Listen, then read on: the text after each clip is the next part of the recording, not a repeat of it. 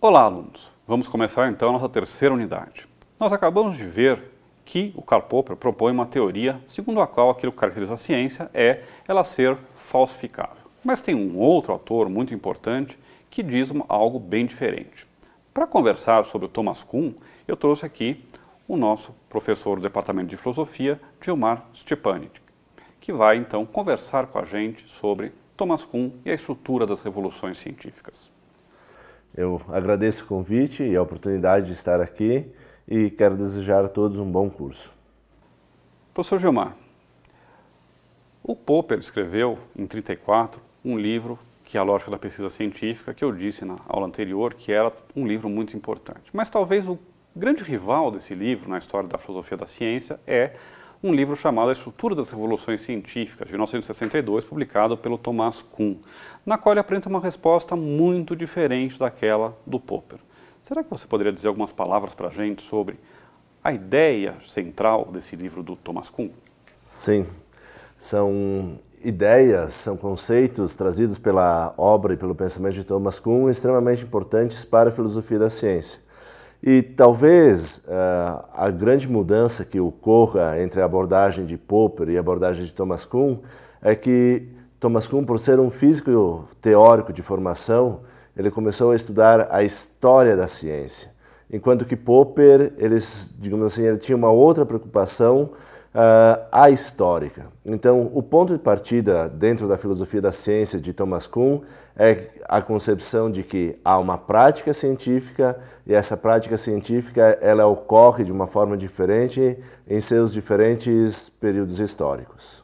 A ideia central, ou uma das ideias centrais que o Thomas Kuhn desenvolve, é que, diferentemente do Popper, segundo o qual a ciência está sempre tentando falsificar teorias, é que existe uma espécie de ciência normal, uma ciência na qual a gente simplesmente faz observações, refina teorias, faz novas medidas, sem de fato tentar trazer algo de novo, tentar mudar aquilo que se está trabalhando. Isso seria a ciência normal.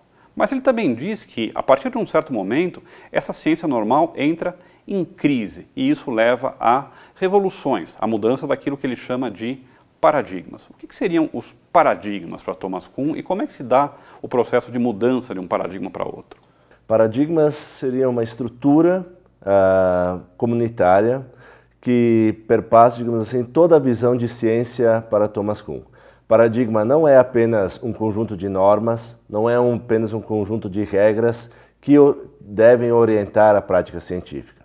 Dentro da concepção de paradigma estão incluídos valores, princípios, acordos, a própria linguagem científica torna-se uma linguagem paradigmática.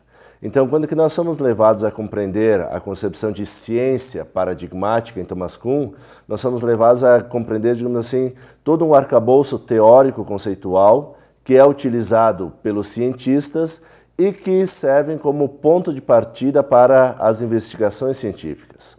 Há uma passagem dentro da estrutura das revoluções científicas na qual Thomas Kuhn observa, ou poderíamos dizer alerta, que não existe ciência sem paradigmas. A ciência, é uma atividade paradigmática.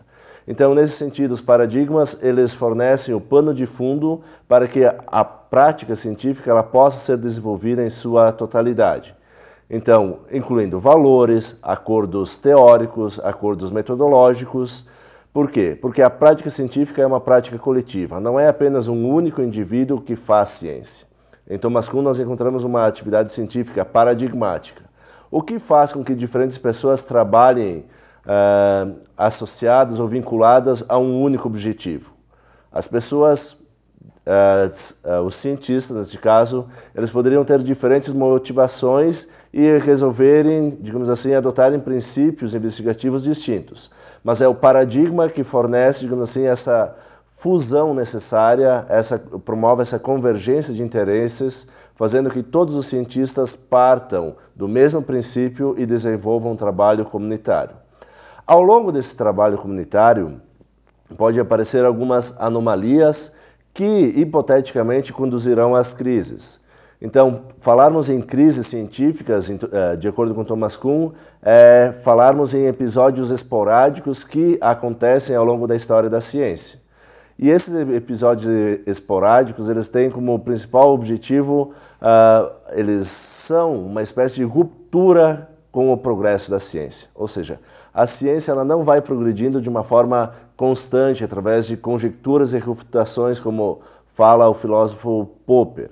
Mas ela evolui de duas formas distintas. A partir, digamos assim, de um aprimoramento do trabalho que é feito no interior do paradigma, você vai conhecendo cada vez mais o mundo guiado sob o holofote do paradigma, e também, num segundo momento, quando que há um momento de anomalias, e essas anomalias elas nos conduzirão a uma revisão e até mesmo uma reformulação radical do próprio paradigma, sendo gerado aí, ou estando aí inseridos os germes daquilo que Thomas Kuhn chama de uma revolução científica. A ideia radical, então, do Thomas Kuhn é que não existe uma coisa que caracteriza a ciência, mas uma série de práticas comunitárias que, em um certo momento, a partir de uma certa reprodução que se dá historicamente, caracterizam alguma coisa que a gente chama ciência. E essa é uma teoria muito diferente, então, daquela do Karl Popper. Bom, eu acho que aqui a gente já tem mais material para pensar e podemos encerrar essa nossa discussão.